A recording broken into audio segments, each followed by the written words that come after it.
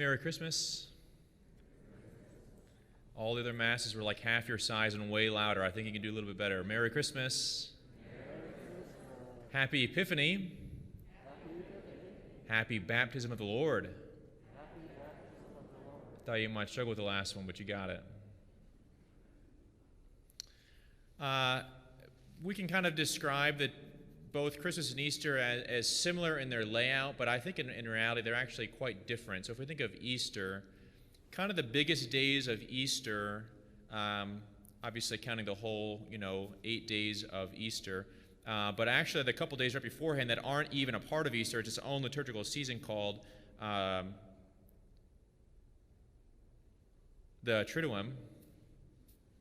Called the Triduum. So we have Holy Thursday, Good Friday, and Easter Saturday, and we have the Vigil that night. All right, those are kind of the biggest days. In Christmas, actually, though, those biggest days kind of come after the first 8 days of Christmas. So I thought we might just this morning break down a little bit of those first, of what we've experienced this whole Christmas season. Because at the end of today, this Christmas season is technically over. So since you've waited so long and patiently and faithfully, when you get home tonight, you can finally take all your Christmas things down, because I know all of you have kept them up for the totality of Christmas, and I thank you for your faithfulness. So we have Christmas on the Christmas day, right? We celebrate that God became man and dwelt among us, right? So, and we're reminded through that at the first creation of the world, God entered into the family, and that family ultimately struggled and sinned. Right, they sinned so much that the two brothers, one of them killed each other. You want to talk about sibling rivalry? It started with the first family. Right, they fell, they sinned. And so when God continued to choose the family then, so he chose his family, they failed. Then he chose a tribe and they failed. Then he chose a nation, they failed. Right, he continued to choose, and when all else fell and they continued to fail, he chose the family again. He entered into the Holy Family. Right, Jesus, Mary, and Joseph. Just a few days after that, I think it's December 26th. I should have looked this up beforehand, but I forgot. I think it's December 26th or 27th that we celebrate the Holy Innocents, right? Herod went after all the male children under the age of 3 and slaughtered them, trying to make sure that he got the Christ child. So he slaughtered all these infants. And so actually, traditionally, that's a day where a lot of families will come to Mass on that day for anyone who's lost a child. Right, whether it be through a stillbirth, through miscarriage, through an early death, right, also through abortion. Right, the Holy Innocents can be actually a pretty powerful day for families. Right, because as you and I know, moms, when they have their children, it's so beautiful, right? The first time that child is placed in their arms, moms can continue to plan out that kid's life. Right, they're already thinking of what that first steps are going to be like, what the first foods they're going to eat, the first words, right, what the first day of school is going to be like, what they're going to wear, how they're going to be so emotional that they're leaving mom for the first time. Or they think about the first day of high school, of dropping them off. They think of the first prom or homecoming they get to go to. They think of going out, taking them off to college. Or they think of their first real, boyfriend or girlfriend. They think of the day they propose, the day that they get married, the day of their first child, right? The day they first get to hold their first grandchild, right? All those things can kind of play out in parents' minds, but specifically a mom's mind. Right? So Christmas can actually be a pretty tough time for people who have lost children. Because a lot of times that child would have been at this point now. Right, so we finished the Holy Innocents, and we eventually got to the Holy Day of Obligation, the first day of the year. Right, we celebrate Mary, Mother of God. Historically, we would have actually celebrated the circumcision of Jesus. Right, on the 8th day, every Jewish boy would be circumcised, and so Jesus, the first time he sheds blood.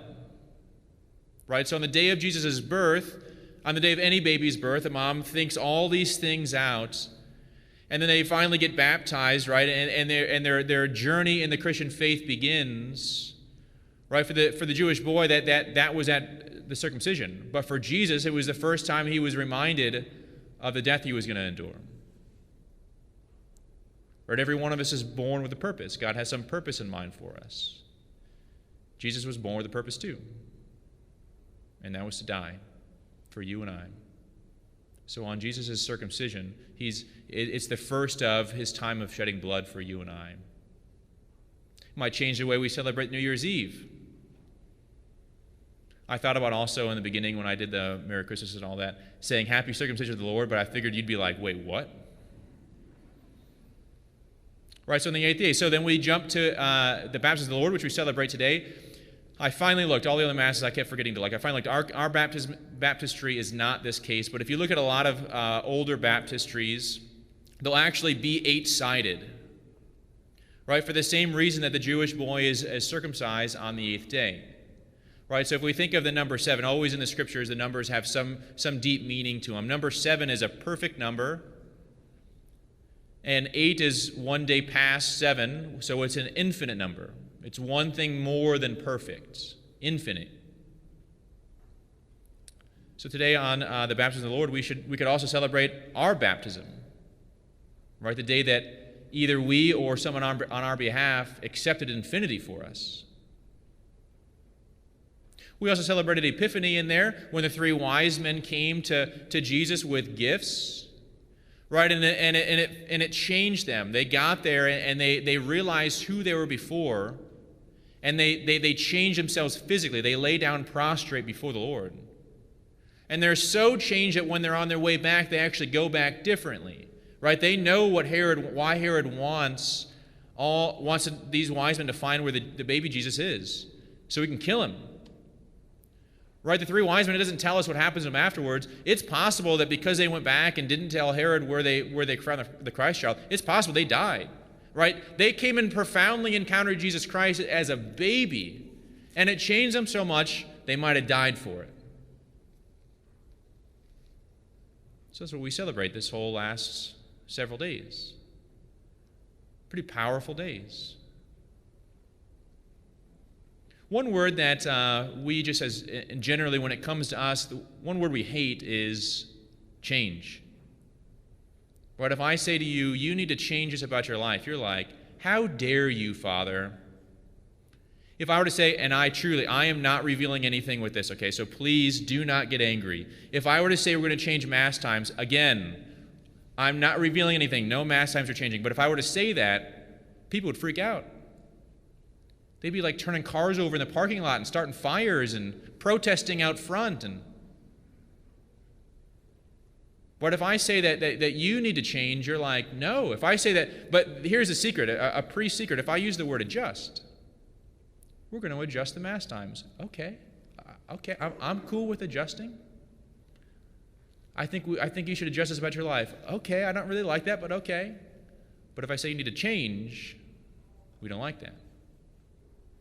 If I tell you that we need to change things out there, you're like, yes, do it, Father, preach it.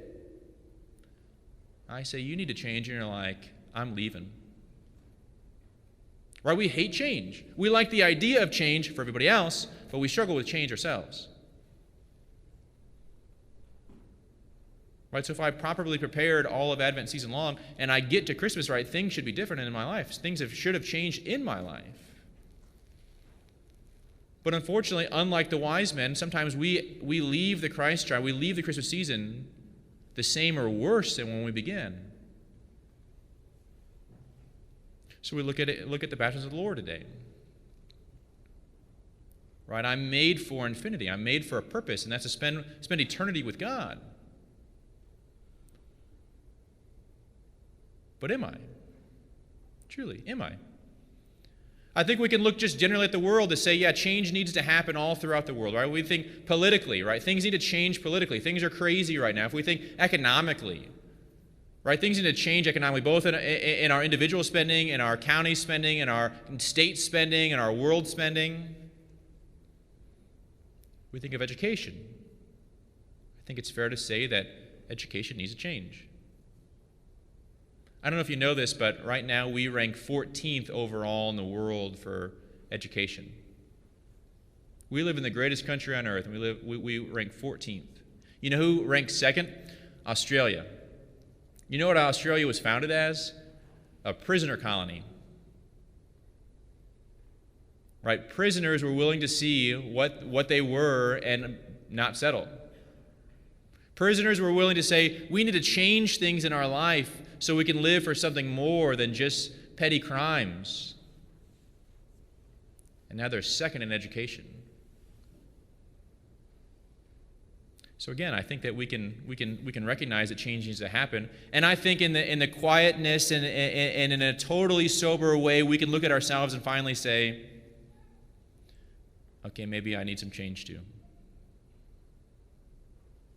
Right? In order to properly do that, look through the lens of baptism, look through the lens of the sacraments, or I have to be willing to look past, look to my present, and see what's coming. So what needs to change in your life? Can I have just 3 servers come on the top step?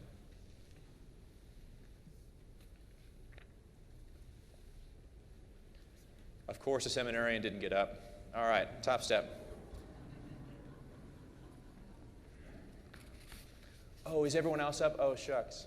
I saw you. All right, act like your servers with your hands up. All right, I'm going to hand you something in a second.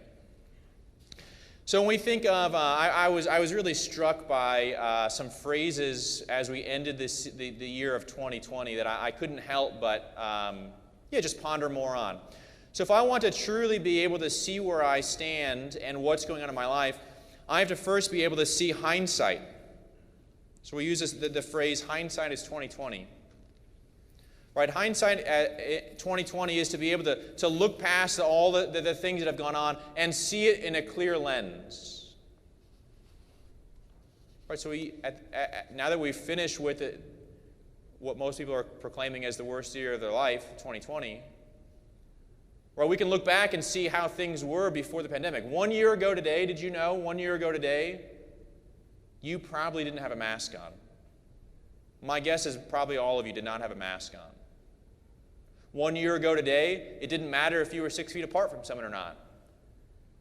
Sometimes you probably wish you were 6 feet apart from certain people. 1 year ago today, we didn't have blue tape on the pews of where you could sit at. 1 year ago today, you could shake hands with somebody. 1 year ago today, we didn't live with the same type of fear that we have now. 1 year ago today, we could go to Mass whenever we wanted, and there was no thought about it. 1 year ago today, we could go to confession, and it wasn't really a whole thought. 1 year ago today, the thought of churches closing down was like a crazy idea in our minds. So as we stand here today, now that 2020 is over, and we can look in hindsight at 2020, how did I view the sacraments 1 year ago today? Right? What was my use of Mass?